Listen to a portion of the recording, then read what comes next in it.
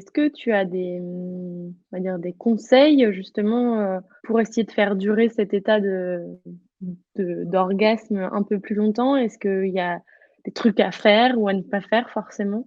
Mmh.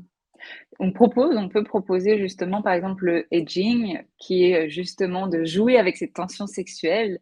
Donc, c'est le fait si on avait un peu une jauge, hein, de 0 à 100. Bon, généralement, quand on va aller de manière linéaire, on fait, 0 et puis ça augmente ta ta ta ta ta et puis ça va jusqu'à 100. Alors là, je fais la jauge, mais bon, on va faire plutôt comme ça. De 0 et puis ça monte, tac, tac, tac, tac et puis voilà, on arrive à 100 et puis paf, la montagne russe. Et ici, l'idée, c'est en fait effectivement, bah, on part de 0, hein, on part de 0, mais on fait monter l'excitation, peut-être à 50 et puis on va essayer de la faire redescendre, de la faire, en fait fluctuer comme ça Mmh. pour, venir jouer en fait avec ces degrés, d'excitation et en faisant ça, en fait, on fait vraiment aussi des sortes de vagues par rapport à son plaisir. Alors des fois, les personnes ont, l'inquiétude, l'appréhension qu'en faisant ça, ça risque de couper complètement, Ouais, leur plaisir.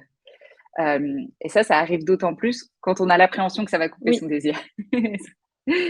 Et donc c'est tout le jeu où effectivement, il y a peut-être un moment où quand on le fait, par exemple, on va commencer à prendre une grande inspiration, bien respirer, on va sentir que justement, ah ça redescend un peu, mais pas de souci, on va continuer. Si on continue dans l'excitation, ça va remonter. Il faut en fait avoir confiance et il faut se laisser le temps aussi. Oui, c'est Parce que ça, souvent il y c'est a pas ça. être pressé.